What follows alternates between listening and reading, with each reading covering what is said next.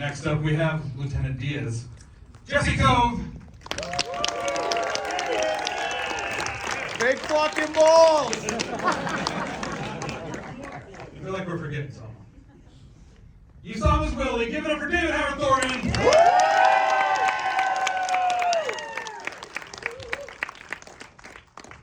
All right, guys. Well, congratulations. The first big day, opening box office tonight. How does it feel?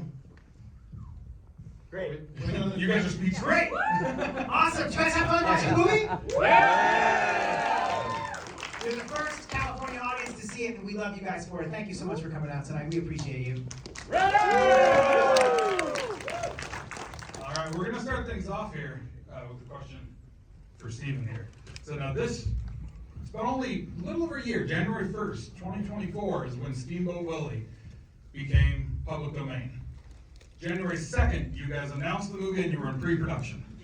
How in the world did you guys turn this around so fast? Well, it was a lot of blood and sweat and blood and tears and blood, some of it fake.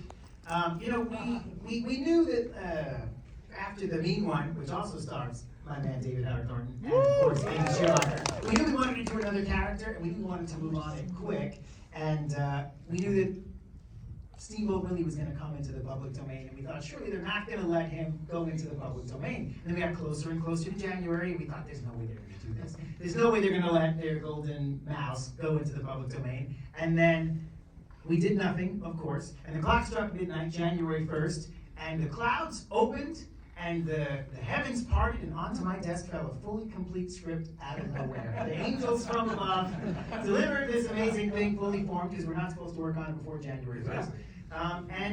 Thankfully, we were able to take that and run with it and just start with an outline and go into something that would be big and fun and silly, and started developing it with Amy, who's not only a movie star, but also a producer and my wife.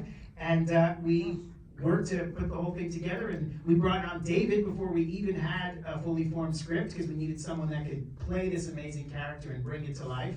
And then from there, we just started fleshing it out and building it and saying, like, what would be funny? And what did we want to see, and how many times did we want to cut it off? So, and could we bring it back? And we did. It's incredible what you guys managed to pull off in such a short period of time. So, and of course, you mentioned David was involved before there was even a script for this. So, David, you had to already kind of start figuring out how Willie was going to interact with everybody. How did you initially approach it without a script? And then once you saw it, how did you start bringing Willie to life? Well, I knew originally that we were going to make him tiny, so I think that's what surprised a lot of people. They probably thought it was going to be the size of everybody else, and so I was like, okay, this is going to be fun. It's going to be like that whole forced perspective type thing. We're going to do like Honey, I Shrunk the Kids type of thing. And I'm like, this is going to be fun. I love this idea, but I really wanted to approach him as the way and try to do as much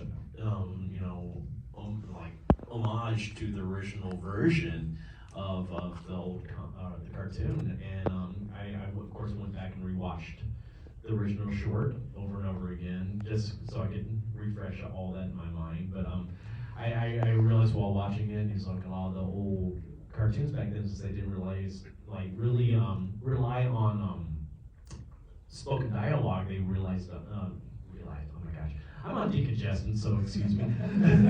But they relied on music. And so you always see the characters kind of bopping around to the rhythm of the music, and I was like, I need to kind of add that a little bit into Willie's, walk. He's kind of just has a little petty little jaunty walk wherever he goes. So I was like, I'll add that in there and see what else happens. And like the sounds that I added in, those all happened in the moment on set. I never really imagined him doing any sounds, but they put a mic on me. I'm like, well, I might as well make some sounds while I'm doing things and see what happens. And if Steven likes it, maybe we'll keep it in.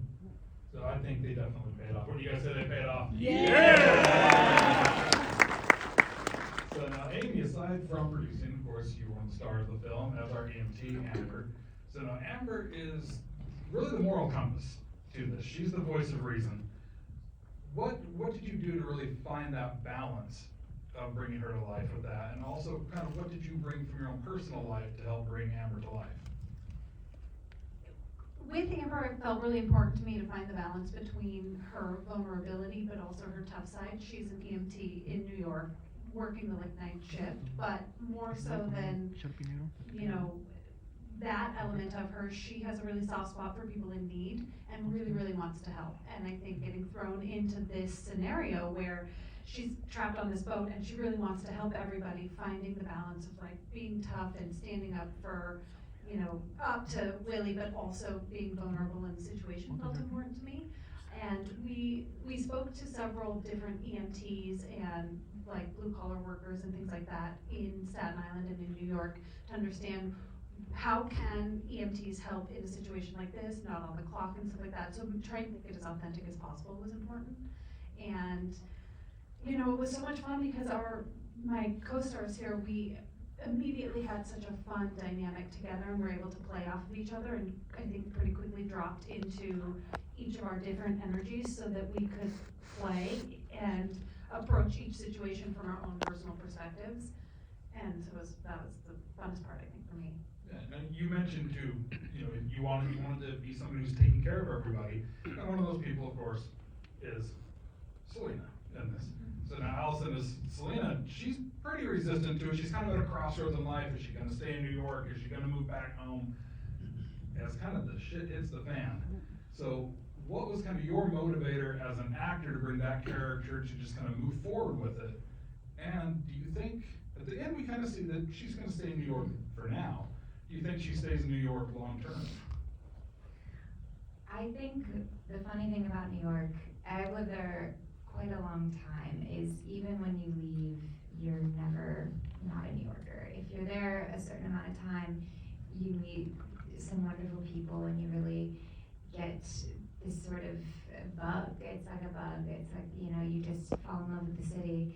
So whatever she decides to do, there's always a place for New York in her heart, I think, no matter what she does. And I think, to Amy's point, it was really the motivation behind, I love this character because I'm also from the Midwest. I also moved to New York with a dream, and did a lot of the classic, I was a bartender, I worked in restaurant for a long time, and I think when I read the script, I saw so much of myself in her. There's such a beautiful, and I don't think it's just about New York, I think it extends globally. If you have something that you want so badly, it's that perseverance that, you have to try to wake up every day and keep finding that energy to move forward. And I think she's such a beautiful example of it's not always gonna be roses. It's sometimes really hard, and what keeps you going is the relationships that you meet along the way through the difficult times. And she finds that in Pete, and she finds that within that 45-minute boat ride. She really changes. So yeah, that is such a great. Amber and Pete and her have this they wouldn't necessarily be found in any other circumstance, but on a Staten Island ferry in New York, trying to make it work. They all have that, that grit, and it's really beautiful, and it kind of transcends the horror of it in a sense. Yeah, I love that, because all throughout you're just rooting for you, you're rooting for you and Pete, you're rooting for you and Amber to have some kind of come to terms at that point. So yeah, I love the way that you brought that to life here. So now, our first Jesse Posey here. So now it's Pete. Yeah. Pete is very cool and calm and collected on this, yet never wants to be the captain. Yeah. And finally, it's just kind of thrust on him. Do you think at this point that he would now want to be the captain in the future? And if you in real life were thrown in this situation, could you be as cool and calm and collected? Oh wow. We'll start with Pete. I think if given the opportunity to go back to a deckhand, he would take it. I think he had to rise up to the occasion. He could see what he's capable of, and then get himself to safety, and then if he can go back to it, he can go back to it. I think he's just really comfortable there. He's definitely not looking to move forward in anything, Well, maybe now, maybe afterwards, after this whole ordeal. But I don't know. I think he's just wants to kick back and relax and just chill mostly. Do you think you could handle this in real life? If I had to, yes. I'm put in that position. I don't know, dude. Pete didn't know. He didn't know he was capable of that. But he figured it out along the way, and hopefully I would too. To our other Jesse here, as Lieutenant Diaz, you have quite the incredible monologue in this here.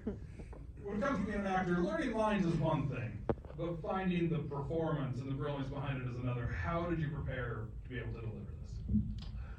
Firstly, I want to thank you guys for being here. It is so cool that you guys showed up tonight to be in a movie theater. I really thank you guys so much.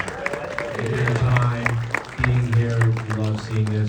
So we're so grateful. So thank you for that, especially you guys in the front row right here. We can see you. Hey guys. You know what's funny is I actually auditioned for Pete first. I don't know if you ever even knew that. I'm so glad it worked out that way. But when we were doing the audition, we did it via Zoom at the time, and I remember I was with my buddy, we were going over the scene, and he was like, let's just go fucking big with this, really big. And then we did it, and Steven was like, I want that to be my ringtone on my phone. Just like that, whatever he calls it, I want that speech. And I really wanted to, when we were doing this in New York, my dad's from New York, so I really wanted to make New Yorkers proud of this thing. I wanted like, okay, this guy's from New York, he knows how to talk, he's doing the accent, he's saying everything right, he's like, I'm gonna go to the bathroom, do all this. And so when this speech came, it was just so important that there was all this gravitas to it. And we also wanted, Steven really wanted it to feel like we were gonna save the day. And then this guy puts a broom through my throat. It was just something that I really wanted to embody and do well with New Yorkers, and it was super special, and I was so grateful to be a part of this ride. These guys were amazing, and they've done such a great job of rolling out the movie, and for people to see, it's been so much fun to be a part of this group. I'm just grateful to be here, and working with David is great. He's just incredible. And he's glued to him the whole time. It's just awesome. So yeah.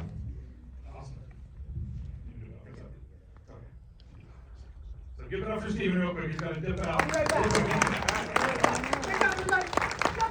So now, of course, with the slasher Does this film, all the time. And I'm like, Tell me about it. with the slasher film, one of the best films I know all of us in the theater love here are the kills. So what was each of your favorite kills in the movie? His. That whole speech, we saw it in New York last week, a few days ago, and the New Yorkers there really resonated with everything he was saying. They were like standing up and cheering as much as the people in the movie were. I was one of them. But yeah, I think that's my favorite. thank you, Jess. We only did that twice, by the way. We only had a chance to do it twice because there was so much blood pouring out and spraying everybody. We couldn't like clean it up and do it again, so it was awesome. My favorite was actually the electrocution one. Seeing those people in person pretend to be electrocuted, the entire crew was laughing their ass off. And they would keep going and going and going, and then, anyway, it was fun. Thanks, Jess. I think mine is also that same as Jesse's, but my second is the captain in the captain's quarters, especially because that was the first big gore stunt that we did, and they had set a lot of pressure on the blood hose, and so when they went to go do it, we were kind of in a rush. It was like 4 a.m. and they went to do it, and blood.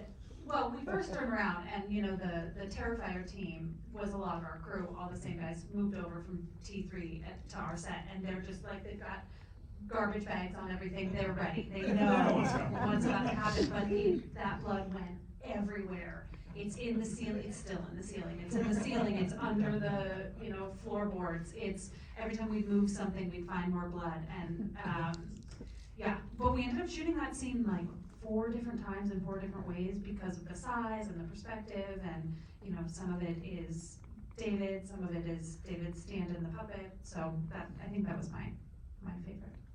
Excellent. Well, I know you guys have some questions for them as well.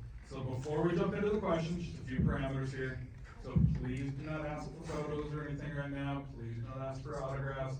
And this is a SCREAMBOAT panel, not a Terrifier panel. So let's get the questions with SCREAMBOAT. So I had to go all walk